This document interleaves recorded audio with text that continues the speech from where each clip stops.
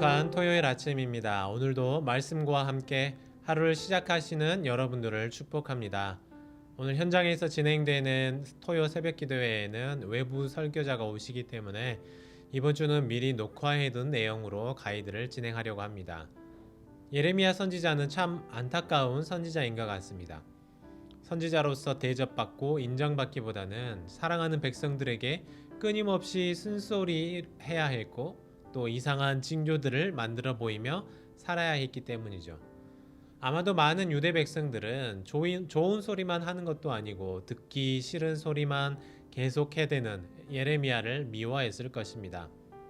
아마도 어떤 유대인들은 예레미야 선지자의 행동을 보면서 정상이 아니라고 생각했을지도 모릅니다. 그러나 그것이 예레미야 선지자의 사명이었죠. 하나님은 계속해서 멸망당할 예루살렘에 대해 예언하게 하셨습니다. 여러 징표들을 행하게 하셨습니다. 예레미야 자기 자신도 이 일이 마냥 즐겁지는 않았을 텐데요. 그럼에도 그는 이 일을 해야만 했죠. 그것은 바로 하나님께서 맡겨주신 일이었기 때문입니다. 이게 얼마나 힘들었는지 예레미야의 기도는 이렇게 시작하고 있습니다. 10절인데요. 내게 재앙이로다 나의 어머니여, 어머니께서 나를 온 세계에 다투는 자와 싸우는 자를 만날 자로 낳으셨도다. 내가 꾸어주지도 아니하였고 사람이 내게 꾸이지도 아니하였건만은 다 나를 저주하는도다. 어떻습니까? 자신을 낳은 어머니를 원망하고 있습니다. 왜 나를 온 세상 또 날선 대립을 해야 하는 그런 사람으로 낳으셨냐고 하소연합니다. 보시면 예레미야는 돈을 꾼 적도 없고 빚을 내준 적도 없다는 것이죠. 그런데도 모든 사람이 자신을 빚쟁이 대하듯이 저주하고 싸우려고 한다고 말합니다. 가끔 드라마나 영화를 보면 그런 경우들 보지 않습니까? 아버지가 친구에게 빚 보증을 잘못 써줬는데 그것 때문에 빚쟁이들이 자기 집에 마음대로 들어와서 딱지를 붙이고 모든 물건을 뺏어가잖아요. 마치 그런 것처럼 세상 모든 사람들이 자신에게 빚쟁이처럼 보이는 거예요. 얼마나 비참하겠습니까? 하지만 예레미야가 살고 있는 이 시대는 사실 마지막 때였습니다. 유대민족이 멸망을 바로 코앞에 두고 있는 상황이었죠. 그런 상황인데 어떻게 사람들에게 좋은 말 해주고 또 아무 일 없을 거니까 괜찮아. Everything is alright. 거짓 위로할 수 없지 않습니까? 낭떠러지가 바로 코앞에 있는데 괜찮으니까 계속 달리라고 말할 사람이 누가 있겠습니까? 지금 이스라엘이 바로 그런 상황이었습니다. 그래서 하나님도 예레미야의 기도에 응답하시는 것을 보세요. 아무 일 없을 거다. 모든 일이 잘 될 것이다. 이런 메시지가 아니었습니다. 하나님의 진노의 이 맹렬한 불길이 결국에는 임하게 될 것이라고 다시 한번 확인시켜 주고 있어요. 그런데요, 사실 선지자에게는 이것이 힘입니다.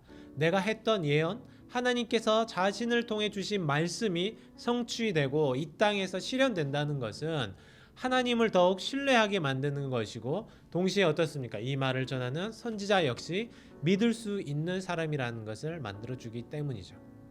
그러나 여전히 하나님의 말씀을 전해야 했던 예레미야의 마음속에는 두려움이 있었습니다.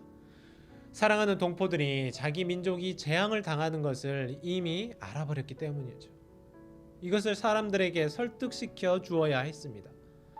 그리고 아무도 자기 말을 믿어주지 않을 것이라고 그것도 잘 알고 있었고 오히려 자기를 대적할 것이라는 사실을 이미 알고 있었기 때문입니다. 그래서 예레미야는 다시 한번 하나님께 기도합니다. 내가 지금 주를 위하여 부끄러움 당하고 있다는 걸 알아달라고 기도합니다. 힘들지만 하나님의 일을 하겠다는 것이죠. 감당하기 싫고 너무 무거운 짐이지만 오직 주님을 위해 이 일을 하겠다는 것입니다. 사람들은 좋은 말을 듣고 싶어 합니다. 위로받고 싶어 합니다. 희망의 메시지를 선호하죠. 예레미야도 이 사실을 잘 알고 있었어요. 그래서 더욱 괴로웠습니다. 다른 사람들처럼 웃고 즐기는 자리에 함께하고 싶었습니다. 다 잘 될 거야. 서로 위로하며 편안하게 살고 싶었습니다. 그러나 예레미야는 하나님께 기도하는 거예요. 나도 그렇게 살고 싶지만 하나님을 위해서, 하나님의 뜻을 위해서 나의 고통과 나의 상처 참고 견디겠습니다. 주님의 일을 감당하겠습니다. 기도하는 것입니다. 이런 선지자에게 하나님은 약속을 주시죠. 너는 나의 입이 될 것이라고 말합니다. 하나님의 말씀을 오직 예레미야에게 주시겠다는 거죠. 내가 너로 이 백성 앞에 견고한 노 성벽이 되게 하리라. 내가 너와 함께하여 너를 구하여 건지리라 약속하십니다. 하나님은 부르신 자기 백성을 이리 가운데 던져놓고 구경만 하신 하나님이 아니십니다. 우리에게 사명을 주실 때 우리가 그것을 감당할 수 있는 능력과 은혜를 주십니다. 또 우리가 그것을 잘 감당할 수 있도록 약속도 주십니다. 오늘도 여전히 예레미야는 하나님의 말씀을 전하기 위해 많은 사람에게 모욕을 당하고 미움을 당하고 있습니다. 예레미야를 읽다 보면 이사야보다 더 묵시적이고 더 급박하게 흘러가는 걸 볼 수 있어요. 실제로 남유다 왕국의 멸망이 이제 얼마 남지 않았기 때문입니다. 실제로 예레미야는 머지않아 예루살렘이 무너지는 것을 보게 될 것인데요.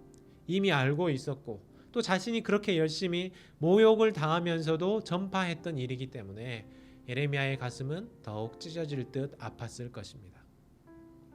하나님은 예레미야에게 말씀하셨던 것처럼 오늘도 우리에게 말씀하십니다. 하나님의 일을 감당하라고 각자의 자리로 부르십니다. 어떻습니까? 그 길이 때로는 나에게 유익이 없는 것처럼 보여요. 어려운 길을 걸으라고 나를 자꾸 푸시하시는 것만 같습니다.